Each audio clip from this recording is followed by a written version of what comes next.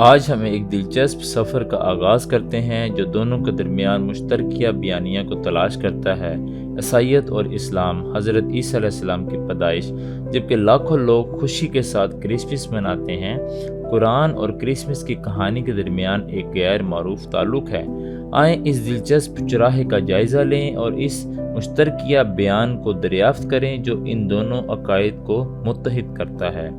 قرآن میں عیسیٰ، جسے عیسیٰ کے نام سے جانا جاتا ہے، ان کی والدہ مریم کے ساتھ ایک مقدس شخصیت کے طور پر تنظیم کی گئی۔ بعض عقائد کے برعکس، اسلام حضرت عیسیٰ علیہ السلام کی معجزانہ پیدائش کو تسلیم کرتا ہے، اسے ایک نبی اور مسیحا کے طور پر منایا جاتا ہے۔ قرآن میں ایک دلچسپ جملہ اے خدا کا کلام قرار دیتا ہے۔ اسی طرح قرآن میں مریم کی تعریف ایک نیک اور پاکیزہ عورت کے طور پر کی جاتی ہے۔ فرشتوں کی طرف سے برکت ہے جو پیغام پہنچاتے ہیں۔ مریم، خدا نے آپ کو منتخب کیا ہے اور آپ کو پاکیزہ بنایا ہے۔ اس نے واقعی تمام خواتین پر منتخب کیا ہے۔ مریم قرآن میں ایک منفرد مقام رکھتی ہے، نام کے ساتھ ذکر کردہ واحد خاتون کے طور پر، اس لیے ایک پوری سورت اور بواب وقف ہیں۔ مریم کے نام سے منسوخ ایک باب میں ہم معجزانہ تصور کے بارے میں سیکھتے ہیں، ایک پاک بیٹے کی پیدائش کی پیشن گوئی کرنے والا فرشتہ پیغام۔ قرآنی حقائق الگ الگ ہونے کے باوجود نئے عہد نامہ میں لوکا کی انجیل کے ساتھ کچھ حیرت انگیز مثالیں شیئر کرتا ہے۔ سورۃ المریم میں ہم پڑھتے ہیں کہ مریم نے اپنے مبارک بیٹے کو معجزانہ طور پر کیسے حاملہ کیا۔ کتاب میں مریم کا ذکر کرو، ہم نے اپنی روح کو ظاہر کرتے ہوئے بھیجا ہے۔ ایک مکمل آدمی کی شکل میں اس کے سامنے اس نے کہا، میں رحمت کے رب کی پناہ مانگتی ہوں۔ آپ کے خلاف اگر آپ کو اس کا خوف ہے، لیکن میں نے کہا ہے کہ میں تمہارے رب کی طرف سے ایک رسول ہوں۔ آپ کو ایک پاکیزہ بیٹے کے تحفے کا اعلان کرنے کے لیے اس نے کہا، میرے ہاں بیٹا کیسے ہو سکتا ہے جبکہ میں کسی مرد کو نہیں جانتی اور کس نے مجھے چھوا بھی نہیں۔ یہ وہی ہے جو آپ کے رب نے کہا، میرے لیے آسان ہے، ہم اسے تمام لوگوں کے لیے نشان عبرت بنائیں گے، ہماری طرف سے ایک نعمت ہے۔ اسی طرح اس کا حکم دیا گیا، اس نے اسے حاملہ کیا۔ قرآن میں باب نمبر 16 آیت نمبر 19 سے 22 میں لکھا ہے، اور نئے عہد نامے کی پیدائش کی کہانی متی اور لوکا کی انجیلوں میں پائی جاتی ہے، واضح طور پر تسلیم کیا جاتا ہے۔ ان واقعات کے مطابق حضرت عیسیٰ علیہ السلام بیت لحم میں پیدا ہوئے اور اس کی کنواری ماں مریم نے اسے کپڑوں میں لپیٹ کر چرنی میں رکھا۔ منظر کشی نے صدیوں سے مسیحی فن کو شکل دی ہے، جس میں عیسیٰ کو چرنی سے ایک گھر میں پیش کیا گیا۔ بھیڑیں اور گائیں جوزف کے ساتھ مریم کی شادی شدہ بھی حفاظت کے لیے موجود ہیں۔ مسلمانوں کی مقدس کتاب قرآن کی پیدائش کی کہانی بیان کرتا ہے۔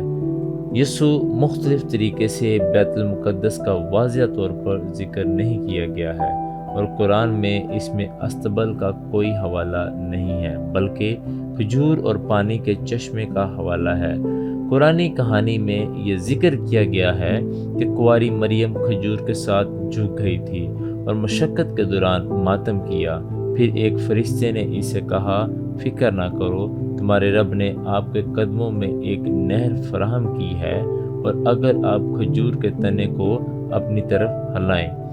اگرچہ بیت المقدس کا قرآن میں واضح طور پر تقاضا نہیں ہے، لیکن زیادہ تر مسلمان یقین رکھتے ہیں کہ قرآن میں بیان کیا گیا ہے کہ بیت المقدس کے گرد و نواح کا حوالہ دے سکتا ہے۔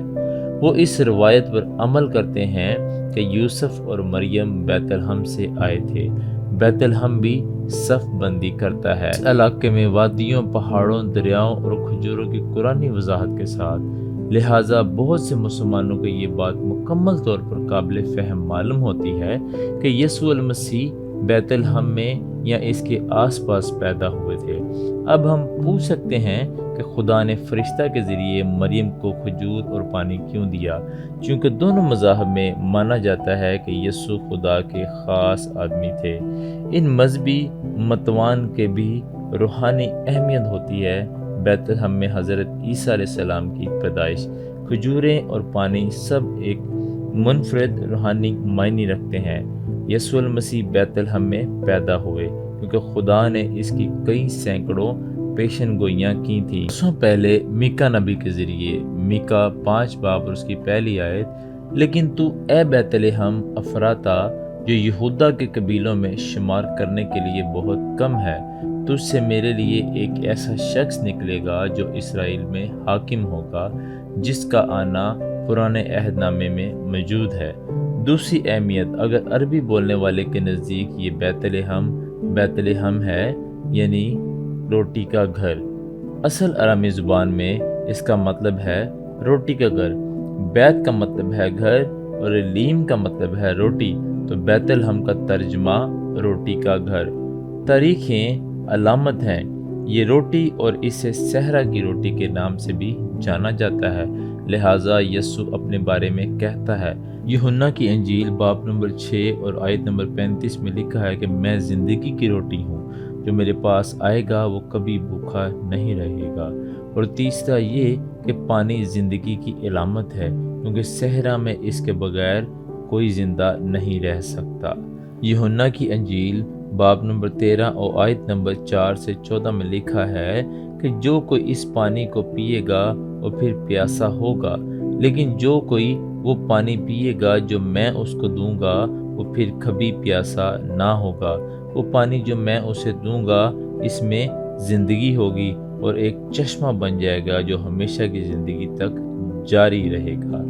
ان مشترکہ عناصر کے باوجود مذہبی اختلافات کو پہچاننا بہت ضروری ہے۔ قرآن کنواری کی پیدائش کی تصدیق کرتا ہے کہ یہ یسوع کی الوہیت کو سختی سے دور کرتا ہے۔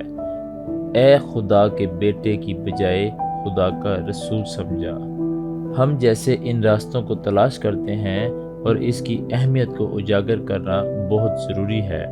پیدائشی پیمانے میں مشترکہ عناصر پیش کرتے ہیں۔ عیسائیوں اور مسلمانوں کے درمیان بات چیت کا باہمی احترام کا مشترکہ بنیاد۔ آپ کے خیال میں کرسمس کی کہانی، عیسیٰ مسیح کی پیدائش کی اشیاء کیا ہیں؟ اسلام اور عیسائیت میں تبصرے کے سیشن میں اپنے خیالات کو درست کریں۔ آخر میں کرسمس کی کہانی کا قرآن کا نقطہ ایک منفرد پیش کرتا ہے، جو نقطہ نظر جو اسلام اور عیسائیوں کے درمیان خلل پیدا کرتا ہے۔ بنیاد سے قطع نظر اختلافات یسوع کی پیدائش کے لیے مشترکہ تنظیم اس صلاحیت کو واضح کرتی ہے، اتحاد اور افہام اور تفہیم کے لیے۔ جیسا کہ ہم اس تہوار کو مناتے ہیں، آئیں اس پر غور کریں، مشترکات جو ہمیں ایک ساتھ باندھتے ہیں۔ میری کرسمس اور سلامتی ہو رسولوں پر۔ ہماری مزید ویڈیو دیکھنے کے لیے ہمارے یوٹیوب چینل اور فیس بک کو دیکھیں، اور اپنی غلط فہمی دور کرنے کے لیے ہمارے اس جی میل اور ہمارے اس واٹس ایپ نمبر پہ رابطہ کریں۔